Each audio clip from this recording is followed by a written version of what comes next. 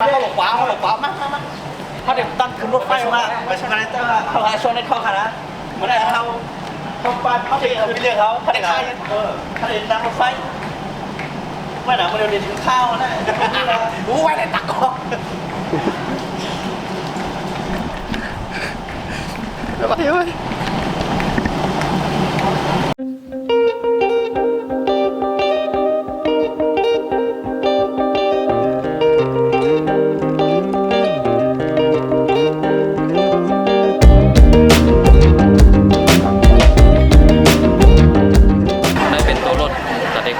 คนต้านอยู่ระหว่างลำพูนกับลำปางมันอยู่ในเกียร์กลางมัน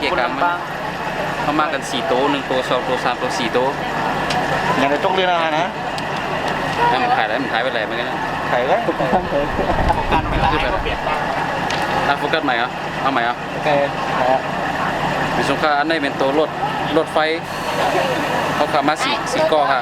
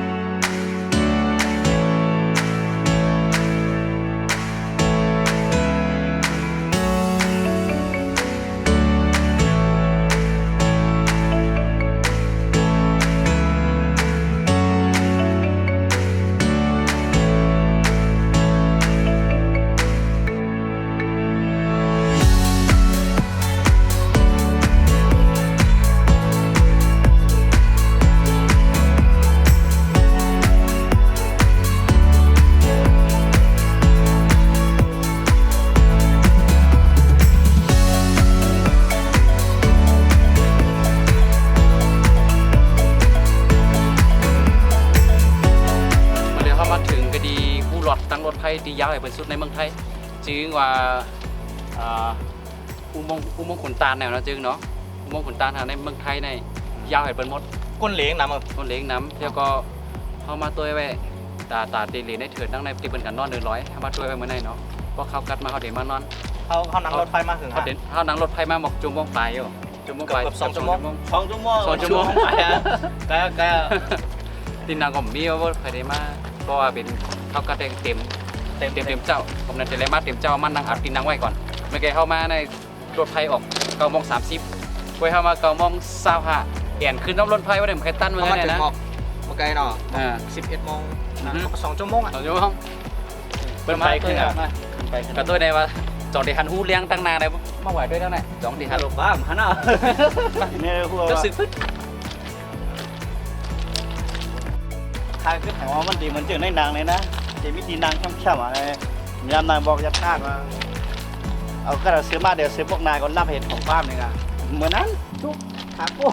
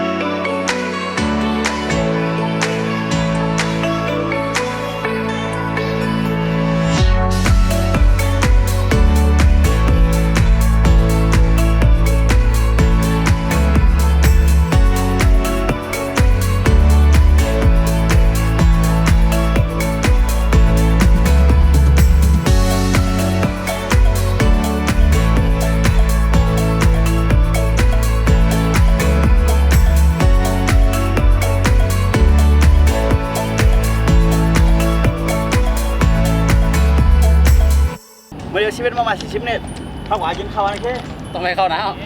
ไปเข้ากินเฮ้ถึงแล้วครับถ้าของตาลครับผมไปเข้ากินข้าวเนาะเข้ามาหากินข้าวก็เด็กขึ้นในอุทยานแห่งชาติครับก็มาหาเด็กขึ้นตัวไม่เถื่อนกัดตัวกำไงทางอินห้องไอ้มาเอาเตรียมปึ้งนั่นเมื่อไหร่เป็นน้ำจิ้มไงน้ำจิ้มไงในแบบเพชรลิจนเมื่อแต่ได้มานอนตีนั่นเนี่ยมันจะเตรียมพอบผมเมียขนาดเพราะตั้งเหนือบนเดียม ว่ามีคนนำให้นะคนเห็นมีอย่างขายเขาจะได้เตรียมหมาของไว้เขาเหมือนจะงานตีนเขาเจี๊ยบเขาใครมือเลยนั่งรถมือนี่ก็ทำได้ ไปเมื่อเอา ไปสั่งตัวขึ้นนะรัดตัวมัน let's go man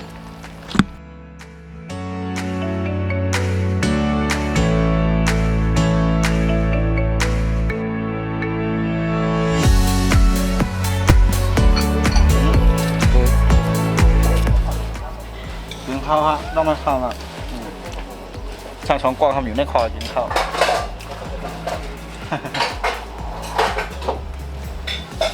อร่อยหวานหนักก็ได้กินอะไรอะไรก็ไทยจำเพิ่มแน่ๆแล้วราคาจากพวกมาร์เก็ตเนี่ยเลี้ยงซึ่งเขามาฝากเราตกขอบเรามองมาร์เก็ตเนี่ยเลี้ยงเมื่อนะครับโรลีนะเมื่อกี้เขากินข้าวยอเนาะมันแหลนไว้นะแต่ก็ว่าใครขึ้นเนินลอยนะว่าไปขึ้นกว่านะว่าอุทยานแห่งชาติคุณต้านนะว่า ร้อยสูงไปใจ สูงนะมาเต้มันใจยังหรอเขาแค่เกายอมมาแน่ แต่อันนี้มันใจตัวพี่อ่ะมันเป็นแผนที่ได้เกี่ยงใหม่พักเนื้อแน่ เอาซะมา ไม่น่าไปอ่ะผมเชฟบุญในงานบนเป้าด้วยไม่เป็นเงียบหลอดคล้ายอ่ะ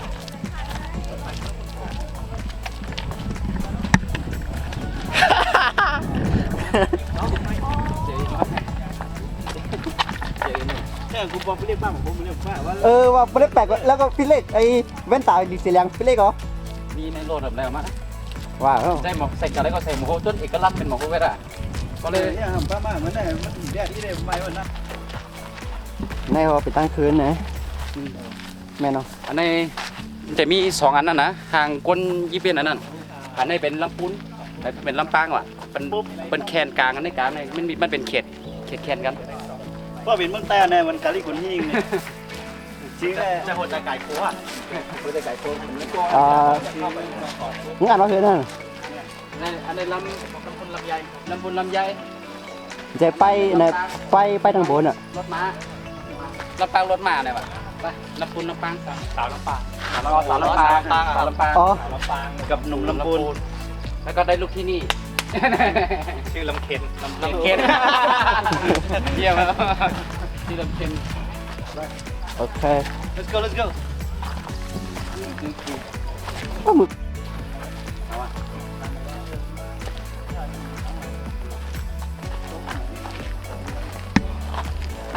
ระวังลื่นนะ ที่เคยมาที่นี่หรือยังครับ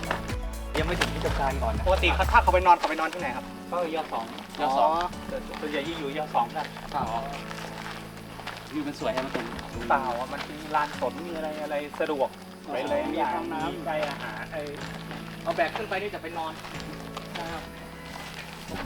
ตอนนี้พวกผมวันนี้พวกผมมาตำรวจกันแล้วก็เดือนหน้าเดี๋ยวไปพาพวกมานอนที่นี่ เขาก็มีเช่าเต็นท์อะไรที่นี่ที่ทำการแล้วมันเดินขึ้นยอดสีตกแล้วที่ขึ้นกัน ถ้ากะเวลาถึงยอดสีนี่นานไหมครับ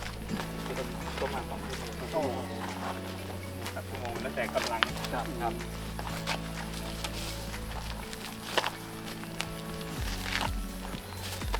ตายวะขึ้นมากำไง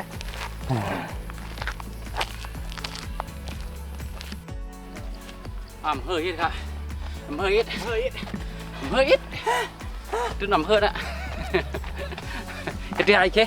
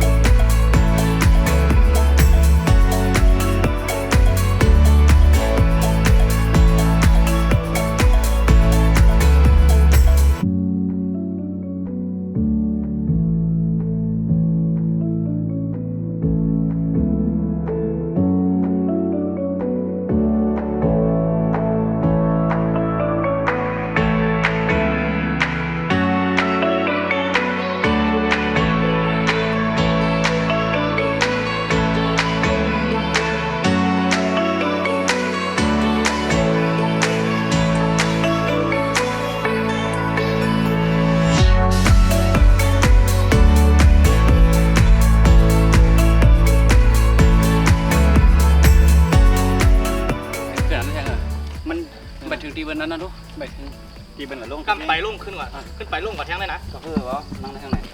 เป็นนักเลี้ยวซ้ายเหรอ ดูซ้ายเนี่ยจืดรู้ไหม ตั้งแต่มาเฮ็ดวิดีโอตัดต้นตัวเลยครับแม่เขาเนี่ย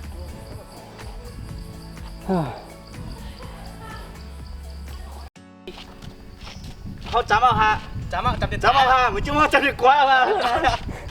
จำจะมือเอาอะ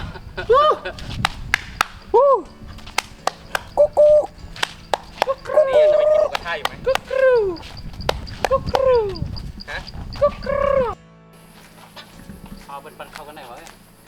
ทายเขาว่านะ สวัสดีว่ะ ก็ทำต้องรู้แอปเขาอะไรเยอะเหมือนพวกเขา สลัมมัดตัดตัง สลัมมา เซเลมัดเสียงชินเจ้าซัวสเตอะไรวะนี่ห่าวเซรามัดตัดตังคืออันนี้เหมือนกันนี่หว่า เซรามาตาตัง คล้ายๆกันหมดเลยเนี่ยคล้ายๆหมดเลย เซรามันเชีย กูมุน ป บ้า ฏิ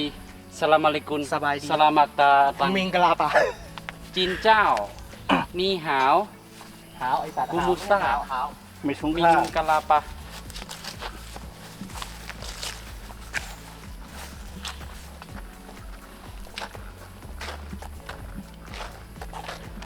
ต้องฟังเพลงนี้ใจจะขาดแล้วเอ้ยใจจะขาดแล้วเอ้ยทำเสียงดังไว้ทำไมวะมันเป็นเสียงเราอะ เสียงมันยักษ์มันเป็น ผู้ใหญ่สวัสดิ์ว่ะด่วนชิป Welcome to อันนี้เก้าแห่งนะ มันเป็นสาวลูกอะไรเก้าเว้ยเป็นปะเนาะ เดือนน่ะ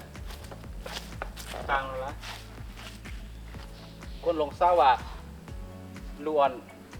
นั้นก็ลูกเห็น10 บาทพอรถยนต์4 ล้อในทำ30พอรถยนต์6 ล้อในทำ1 ปากพอรถเครื่อง20 บาท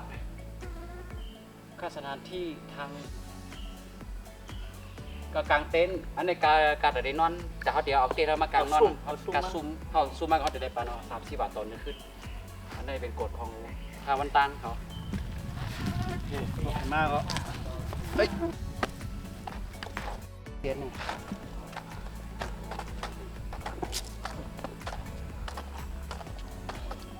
ถึงแล้วอ่ะปลายเป็นใหญ่ๆนี่อุทยานแห่งชาติในภาวะป่าหักสงวนป่าที่เป็นทำตัดใหม่ป่าที่เป็นทำตัดใหม่ทำยังทำมายี่ตัวเถิดในใช่ไหมเป็นป่าสงวนในเมืองไทยเป็นว่าเมืองไทยเขาก็ถูกเลยไรมิ ที่เป็นตัวถึงป่า นั่ นั่ น น ดูถึงป่า ตัวหลัง ไอ้ป่ามันมีต้นใหญ่ เนี่ยตัวหลังอะไรเอาบ่เขียวชะมุดที่นั่นมันดีอยู่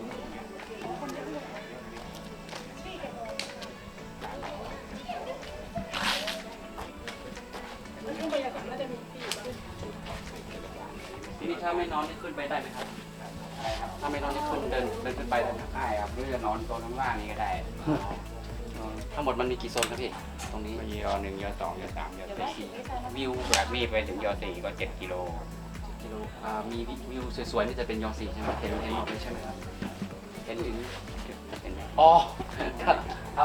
อันนี้จุดสูงสุดเลย สุดๆ ยอ4 ครับอ๋อ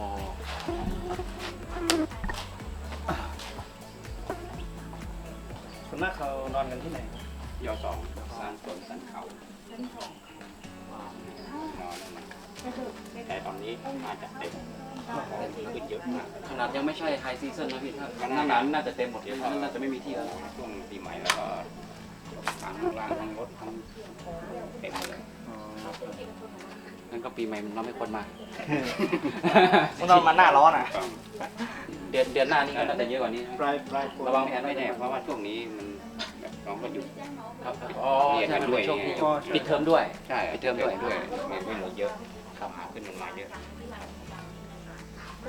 ถ้าไม่งั้นเราก็คือกลางร้านชมดาวข้างล่าง ครับ เต็นท์มาแล้วเราไม่มีเต็นท์แล้วก็เช้าเต็นท์เอาร้านชมดาวข้างล่างแล้วเรา ก็ ก็ เดิ เดิ น น ขึ้น เที่ยว ไป สบายเบา นี่อันนี้อีกแบบหนึงเราถ้าเรามานอน แต่ถ้าเราไปกลางยอดสามก็ของ หนักหน่อย ขยับเขาแต่เราต้องเสียค่า อ๋อ ร้อยเพราะว่าเพราะว่าติดมือละร้อย ค่าใช้จ่ายเพิ่มเติม แต่มันโซนละโซน ครับตัวส่วนหนึ่งขอบคุณครับ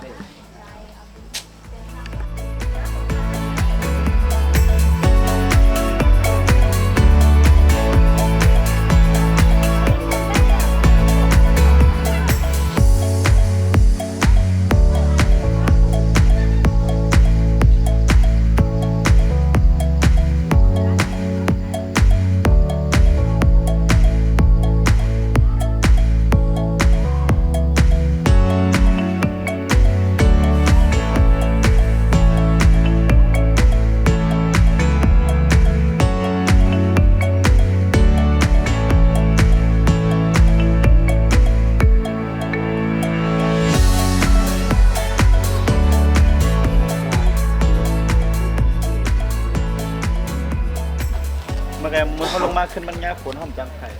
ก็เลยประมาณเดือนเมื่อ8 โมงเจ้าน่ะก็น่าจะว่าที่ตัวรถไฟแต่มือขึ้นในเมืองเชียงใหม่1ก้อนในประมาณ15 บาทเหมือนเรียกว่ามี6 โมงกันเข้ามาเลยนะเข้ามาเดี๋ยวมือ8 โมงเจ้าเราไปเนาะเป็นวันไหนอ่ะ ยำโพนเป็นไง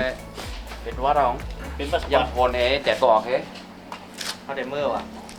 เชียงใหม่ฮะ สุดตัวเฮ้ยพ่อไม่รู้ ไปจัดการเลยครับเอาซื้อตั๋วครับคนครับเชียงใหม่ครับยืนครับตอนมาก็ยืนมายืนตลอดทางครับ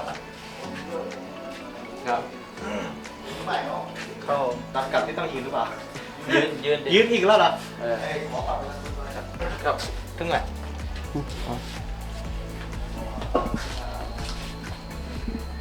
คนเดียวไปเดียวพออันนี้ไม่ไหว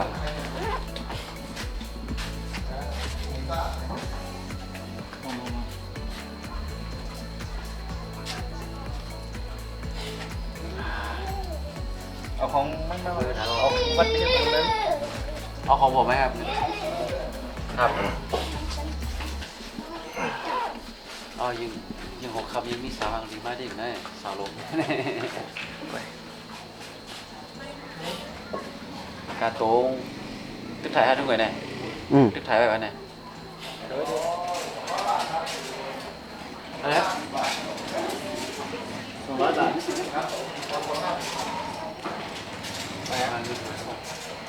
เมื่อไหร่นะ เอาความประกาศ เนี่ย ปรับอากาศโอเคไง เอายาตามว่าเมื่อว่าได้ก็15 วัตต์เนาะแต่เลยได้เพิ่มเมื่อได้ก็50 วัตต์มันเป็นรถแอร์ก่อน มือมาร ถแอร์ มา15กัน มือมาสีก้อกันนั่นสีก้อทางสี กล่องมาลัดนี่ตั้งน้อยนะมันไม่แพงอ่ะ มือมาสีก้อ60 บาทปอมือสีก้อ200 เอากลางขึ้นแล้ว ขึ้นร้อยอย่าไปขึ้นร้อยราไปเลย500นะมือแล้วนะ เอาผันก้นตัวไงไปกำเขาไป เทียบมือไปกะวะ กำเอากำ มัน เขา เป็นรถปรับอากาศมีรอบเดียวกันนั่นน่ะ กูก็ก่อนอ่านกันมือพวกเราฮะนะคือว่าเขามาเดี๋ยวมาเจ้าอ่ะกูบอกเขากลางวันเนี่ยนะเขาเหมือน เคยต้องเดินนะอย่างนี้หาว่ะ เดี๋ยวโอเคกำเขาไปด้วยไปอากาศในรถไฟไปเจอกันที่เชียงใหม่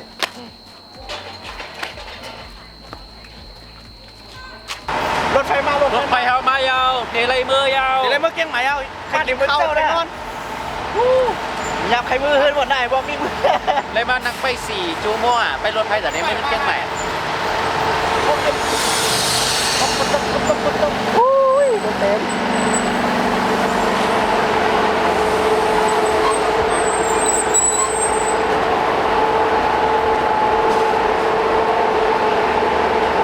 เดี๋ยวเป็นเจ้าเหรอ เขาซื้อตัวรถมาก็50 วัตต์ว่าเป็นห้องแอร์เนี่ยว่ะ มีตินัง มีดีนังอะไรมายิงทางคีย์เมื่อเนี่ย มันเต็มนี่เว้ย มันเต็มอ่ะ ในห้องน้ำ อะไรฮะเนี่ยอะไรห้องน้ำทางคีย์เมื่อเนี่ยอันนั้นอะไรมาจุกในเกย์เปิดต่อรถไฟกันแน่ดีนั่งมีตีเลย เวจ้าบ้านจ้าโว้เนี่ยพวกเราบ้านดังแบบที่นั่งดีๆก็เด็ดไทยวิวทางดีๆที่รถไฟจะได้ดีคนด้วยเขาเนี่ยมันแร่มันแร่อะ เดี๋ยววันอะไรมันเจ็บนางคนไทยมากเงินเลยนั่งดีๆก็มีโลดพัดแค่ไหนได้ว่ามันดีกว่าแต่ได้เหมือนได้มันจื้อนะที่เขาวางแผนไว้เหมือนได้เป็นไหนเดิมสีก็วันเป็นโจรแล้วเด้อไทยมากกว่าไหวตุ้ยนะ เหมือนนายได้ผู้หญิงพันมาคีเลยอ่ะ ไปยิงมันไปเคี้ยว มาเขียนไม่สามารถกับเสียงลังปันเอาได้แหละ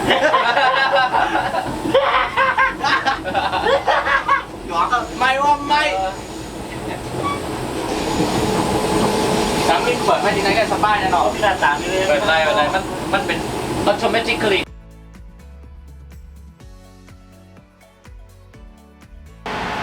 อ๋อแต่เดี๋ยวก็เข้ามาถึงก็ดีสถานีรถไฟที่เชียงใหม่แล้ว มันได้เขามาเถอะคณะมันได้ก็เขาหลีก็เข้าวันนี้คันเขาเก็บผักเก็บถุงเพราะอะไรลีเมื่อก็ให้นอนนะเมื่อก็ให้นอนนะ ก็ได้ตายเอา เขามาทางไหนเดี๋ยวมื่อเจ้าเนี่ยก็ยินจมเราครับเราคนดีติดตามกันมากก็แต่ไม่ได้ก็ยันฟิกขึ้นข้างในว่าอย่าไปลืมไปด้วยฮะ สุดท้าย เมื่อภูเขาค่ะเดี๋ยว